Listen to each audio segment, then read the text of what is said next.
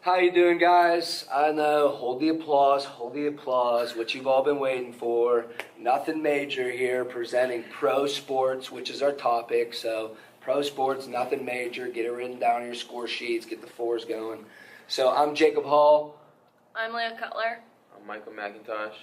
And this is Big Brother News. So, I hope you enjoy this presentation, and let's kick it to me here with our first topic. Hey, didn't see you there. Just catching up on my weekly sports business journal. The first story that we decided to attack was the NFL has real changes, but there's some good news too. Basically, this article describes how the NFL as a whole is trying to attack their problems with percentages of fans watching, stadiums, all facilities, pretty much every other group's in this class topic. And we, as pro sports, which is our thing, pro sports, go ahead, write it down. We are just attacking it as a whole. So the NFL, which is a pro sport, National Football League, pretty much is trying to transition to a new period with all these rule changes, with different officiating, and trying to make the game safer while still becoming more, how do I word this, appeasing and exhilarating for the fans and for the people at home watching. So one of the main things in this article is about how the NHL and the NBA have gone through similar changes with their rules and different quality of play issues, and how it's going to translate to the NFL since both of them were successful. So to recap, I have a bit of a chart I'm going to show you. So here we have a graph. This is the amount of success through the new changes, and this is the lead. So first we're going to get you the NBA, National Basketball Association, also a professional sport. Second is the NHL, the National Hockey League, professional sport. And third, we'll round it out with the NFL, the National Football League. So as you see here, the NBA, if we're going to hit 100% success rate here, I would put the NBA up here because of how people, enjoy the game now. The only problem is the Warriors. If you're a Warriors fan, go ahead and just give us all fours because you just like seeing people succeed. So we'll fill that in right there. The NHL, the Penguins are going to win every year. Capitals got lucky, so we'll give them a high percentage. And right now, the NFL is kind of, the best way to put it, so they're trying to get on the levels of the NBA and the NHL. So in order to boost these numbers, major boost, they're going to need to find a way to have the fans be interacting more, enjoying their fan experience, and have their players be safe in the long run, but also not destroy the game in itself through making too many rules and changes that affect the NFL and football as a whole. So this number is not where it needs to be. So no boost, it's gotta be up here. Thank you. So, that's all for this segment, but to everyone's great pleasure and surprise, we will be joined by international superstar, Big Brother. Welcome, Big Brother. Thank you, man. Thanks for having me, absolutely. Alright, Seth Waugh, he's the new CEO of the PGA. He replaced Pete Bavenqua. Seth is trying to come in and make an immediate impact on the PGA by extending the contracts with CBS and Turner Sports. And since he's doing that, ESPN and NBC has jumped on board to get the PGA Championships on TV as well for a long-term deal. And also, what he's trying to do during that, he's trying to move the headquarters of the PGA from Palm Beach, Florida to Frisco, Texas. And I think what Seth Waugh is trying to do, he's trying to change the face of the PGA. Since he's a new face, he's just trying to try something different and move the PGA all the way to Texas. So, yeah.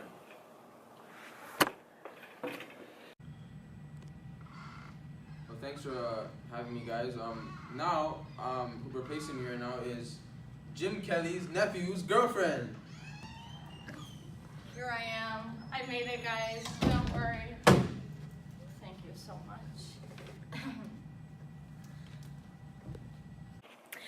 This season, the NFL has selected 32 different sponsorships, Pizza Hut being one of them with Antonio Brown, and Gillette with Von Miller of the Denver Broncos. These are just some of the many players that brands have sponsored with this season. Sleep Number, who is a first-year league sponsor, will join brands like Marriott and Nike as an official sponsor, and they partnered up with Kirk Cousins to be the face of their campaign. Sleep Number is based in Minneapolis, so it only makes sense for them to use a highly contracted and their newly traded quarterback from Washington to be the face of their campaign. The idea of this is to promote their premium beds that coincide with the extensive conditioning that these players endure, and how it would be beneficial for them to utilize their premium beds, and how good sleep with one of their beds could even impact their performance on the field.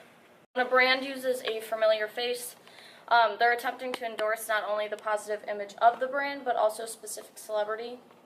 So when these particular sponsors are selecting these athletes, they're attracting the attention of those who don't watch the NFL in hopes of attracting a wider audience. I believe that this benefits the NFL because you take the specific brand like Gillette and Pizza Hut and Sleep Number and their particular target market and who they regularly market to. You give them a peak interest in watching football and then creating more revenue for the NFL. I wanted to do a little segment, kind of interactive, and kind of just with all three of us, where we not so much talk about the Sports Business Journal, which we already covered, but we more just talk about pro sports in general and what it means to us and what it means to the people. So to start off, I'd like to ask you guys, what does pro sports mean to you? I feel that I may not have played football or basketball or anything like that, and it's really difficult for a woman to break through in the professional sports industry. I just really enjoy sports for no particular reason. I just really enjoy sports. I mean, there's not really much more to say about that. I mean, these two play collegiate athletics, and I don't, so they probably have more to say than I do, but Micah, do you want to take it away? For me, I grew up watching pro sports. My parents grew up watching pro sports, so they just like put it on the TV, so I was always watching it. And my role models are involved with pro sports, so you know, they're involved in my everyday life now.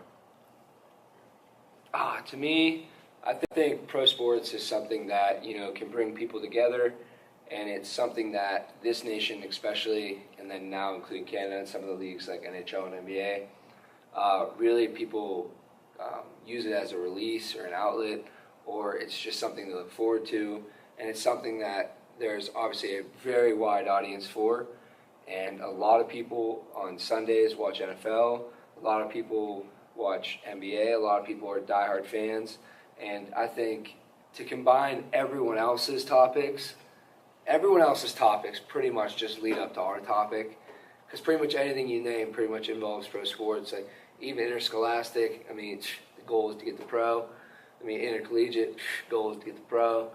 And I just feel like pro sports as a whole and in general is, you know, I'm going to make the statement, it's bold here, but it's a backbone of our country. It's a backbone because, I mean, maybe everyone doesn't love sports, but it's hard to see, you know, any of these pro sports, you know, going away, especially with the emergences of new sports and different activities to incorporate new people. Like for one, spike ball, I saw that they are starting like a pro league, and I was watching some clips, and I mean, I could compete. I'm not saying I'd win it, but I could compete. That's probably fun though. It's fun. I'll get anyone. cornhole? Cornhole, there's pro cornhole tournaments for money. I watched on ESPN. Thinking that bag. Me too. But yeah, I think just pro sports in general is just, you know, a huge, obviously, business, and it's a huge moneymaker, and it's a huge love for many people, including athletes that want to become pros, fans of the sport, and then people who want to get into it in the business sides, which is why we're taking this class. So the next question, pardon my speech, would be why is pro sports more important than some of the other things? Like, why is pro sports so important? You know, in why is pro sports more important in terms of sports business? I think it's just like you said, basically the backbone. It's what people look up to, like young guys playing football, basketball, hockey. It's just something they look up to, and it's a dream they think of every day. That's my opinion on that. You can't really have sports business without sports. Yeah, but basically. well, you don't have to have it professionally. Why is professional more important than interscholastic and intercollegiate? Because intercollegiate, I feel like, is more about the passion for the sport, whereas professional sports is more money-based, and they have contracts, so they're just playing to get paid. And obviously, I'm not saying that they don't love the sport. I'm just saying the whole reason behind intercollegiate It's their job. sport. Yeah, it's their job, and intercollegiate sports, like, you don't get paid to be there. So here we're going to do, passion. sorry to interrupt, we're going to do a little interactive part here. So I know, crazy, we're breaking the fourth wall. So we'd like you in the audience right now, at whatever time this is, in between 11 and 11:50 on the Friday afternoon, October 12th, the day Black Ops 4 is released. In case you didn't know. Yes, sir. We'll get that. We'd like you to raise your hand if you enjoy, watch, or follow any pro sports team or anything to do with pro sports. Come on, don't be shy. Let me see those hands. So, I know we got one right there. There's another. Kofi, Derek, Courtney, get it up. Cordell. Come on now. He's kind of to the side, but I think Mr. Parenti, his hand's up. I don't. Somewhere, unless he's Yeah, walking it's up, between it's the up. aisles, but It's up. you're going to be right by the computer. Yeah, so as you see, pro sports is something everyone knows about, everyone generally enjoys, and especially if you're in this class or looking to go into pro sports or sports business management, pro sports is obviously typically the people's goals. You want to get to the biggest level, you want to do it to the highest of your ability, and we all love pro sports. You all love pro sports. So just grab your pencils, mark down some 4s. We'll see you in a few weeks with our next video, and then Q&As. Actually, we can answer anything you want about pro sports. You know that. You already saw the beginning and everything. I was in the middle of Yeah. Hey, Fred.